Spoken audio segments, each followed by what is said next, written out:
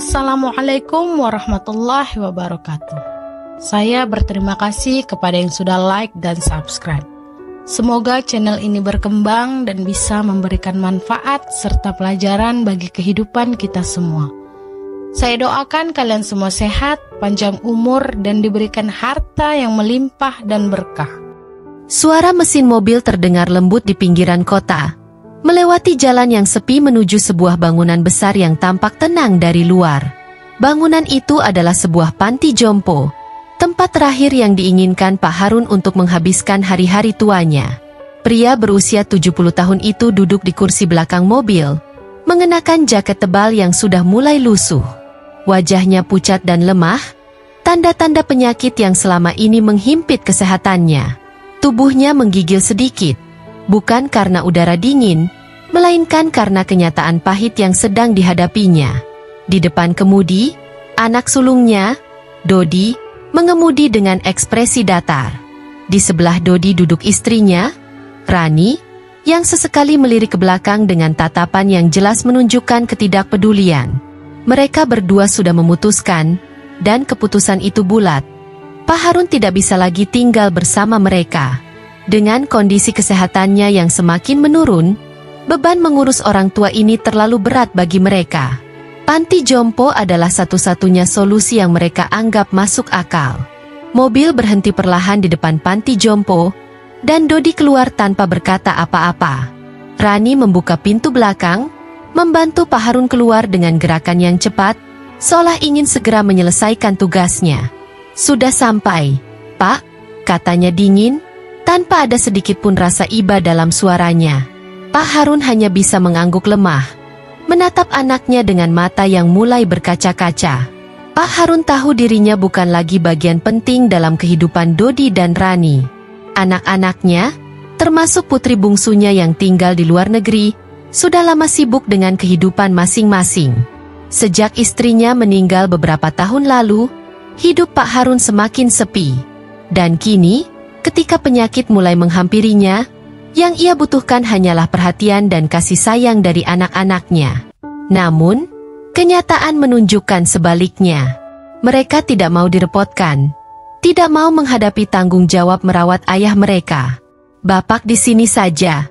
"Ya, di sini tempatnya bagus, banyak teman sebaya, dan ada perawat yang bisa jaga Bapak," kata Dodi dengan nada tak acuh sambil menyerahkan tas kecil berisi pakaian dan barang-barang Pak Harun kepada pengurus panti. "Kami akan datang kalau sempat," tambahnya, meski Pak Harun tahu betul bahwa itu hanya omong kosong. Pak Harun berdiri diam di depan gerbang panti jompo itu, memandangi anaknya yang masuk kembali ke dalam mobil. Tanpa sepatah kata lagi, Dodi dan Rani menghidupkan mesin mobil dan pergi begitu saja. Pak Harun merasa seperti tertinggal di dunia yang asing, sepi, dan menyedihkan. Udara di sekitar terasa dingin dan hampa, seperti hatinya yang hancur karena pengkhianatan dari anak-anaknya. Ketika ia melangkah masuk ke dalam panti jompo itu, seorang perawat muda bernama Reza menyambutnya dengan senyum ramah. "Selamat datang, Pak Harun," sapa Reza sambil membantu Pak Harun masuk ke dalam gedung. Reza adalah pemuda berusia sekitar 25 tahun. Wajahnya tampak tulus dan penuh perhatian. Pak Harun mengangguk pelan, meski hatinya masih dipenuhi kesedihan. Hari-hari pertama di panti jompo terasa berat bagi Pak Harun. Ia kesepian, duduk di kamarnya yang kecil, memandangi jendela yang memperlihatkan halaman belakang yang tak begitu luas. Ia menunggu anak-anaknya datang menengoknya. Tapi minggu demi minggu berlalu, dan tak seorang pun dari mereka datang. Namun, ada satu orang yang selalu hadir di samping Pak Harun. Reza, perawat muda yang bekerja di panti jompo itu, selalu meluangkan waktu untuk berbincang dan merawat Pak Harun dengan penuh kasih sayang. Setiap hari, Reza memastikan bahwa Pak Harun mendapatkan perhatian yang layak. Ia membantu Pak Harun dengan obat-obatannya, makanannya, dan seringkali mereka berbicara tentang masa lalu Pak Harun, tentang hidupnya, keluarganya, dan kenangan-kenangan indah yang pernah ia miliki. Pak Harun mulai merasa lebih nyaman setiap kali Reza ada di dekatnya. Meski Reza bukan darah dagingnya, pemuda itu memberikan perhatian yang selama ini ia harapkan dari anak-anaknya. Semakin hari, hubungan mereka semakin erat, seperti hubungan ayah dan anak yang terbangun secara alami.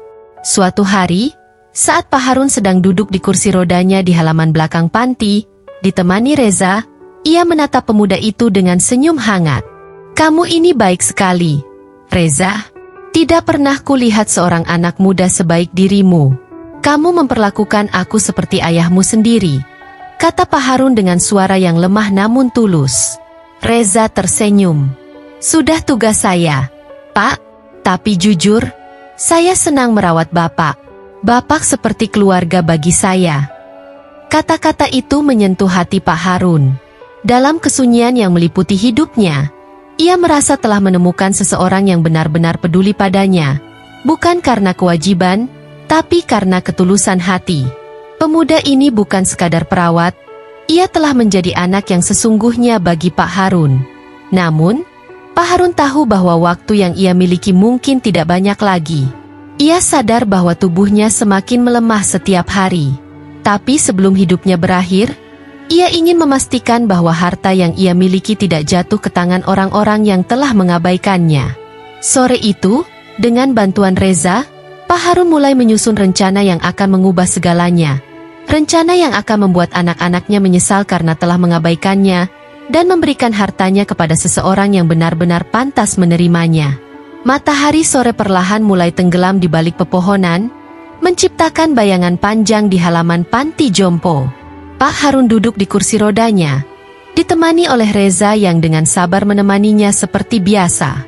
Sudah berbulan-bulan sejak anak-anaknya terakhir kali menghubunginya, dan dalam diam, Pak Harun telah menerima kenyataan bahwa mereka mungkin tidak akan datang lagi. Meskipun rasa sakit itu tak pernah sepenuhnya hilang, kehadiran Reza setidaknya membuat hari-harinya terasa lebih ringan. Hari itu, Pak Harun memutuskan untuk berbicara serius dengan Reza. Ia menatap pemuda itu dengan sorot mata penuh kehangatan, namun juga dengan beban yang tampak jelas di wajahnya yang menua. "Reza," panggilnya dengan nada rendah, "sudah lama aku ingin bicara denganmu tentang sesuatu yang penting." Reza menatap Pak Harun dengan serius. "Ada apa, Pak? Bapak terlihat sangat serius hari ini," jawabnya sambil tersenyum kecil, mencoba meringankan suasana. Pak Harun menghela napas dalam-dalam sebelum melanjutkan. "Aku sudah tua, Reza.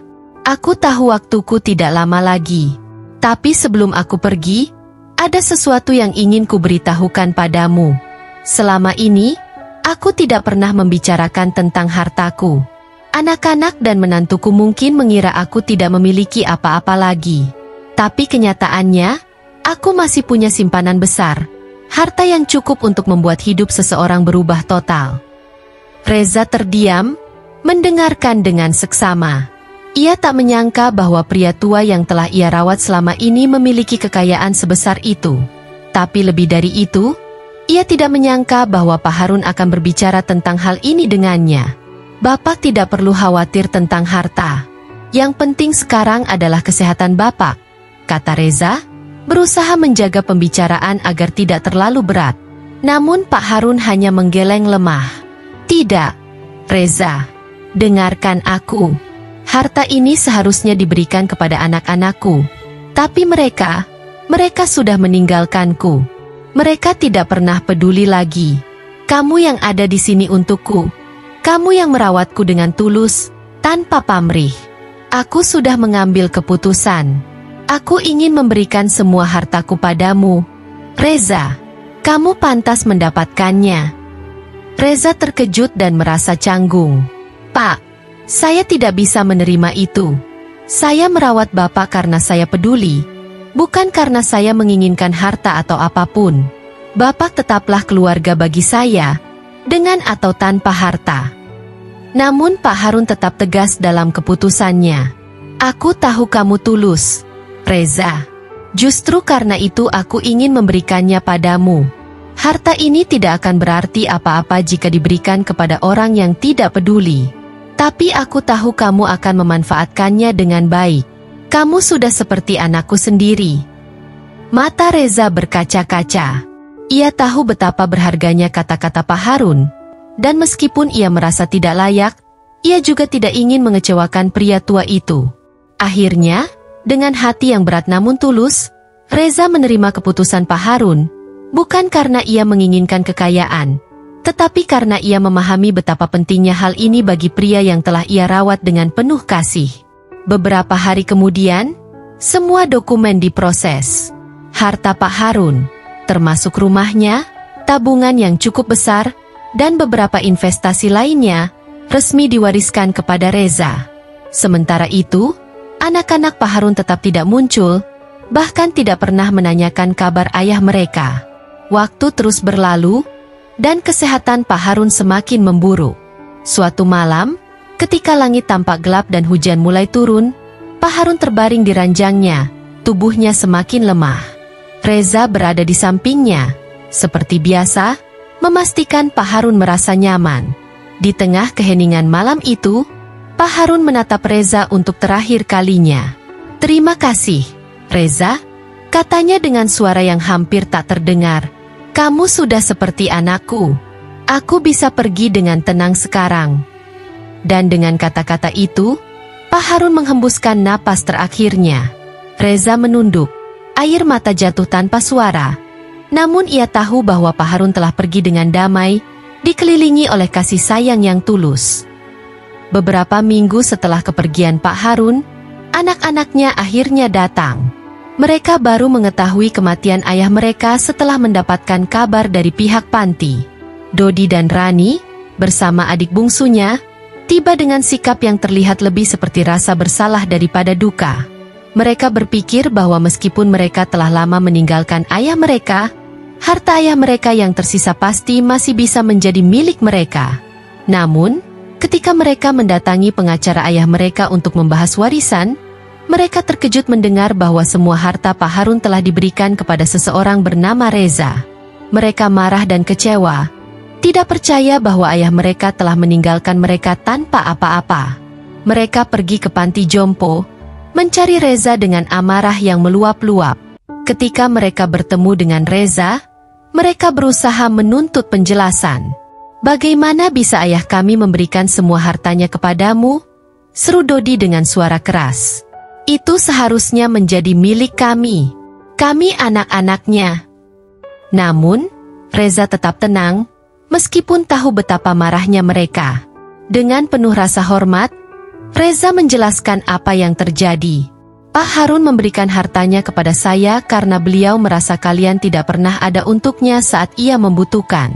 Saya tidak pernah meminta apapun dari beliau, tapi beliau sendiri yang memutuskan untuk memberikan semua ini kepada saya." Dodi dan adiknya hanya bisa terdiam, menyadari betapa besar kesalahan mereka.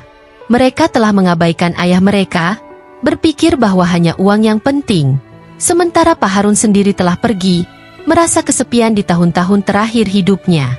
Penyesalan menghantam mereka dengan keras, tapi sudah terlambat.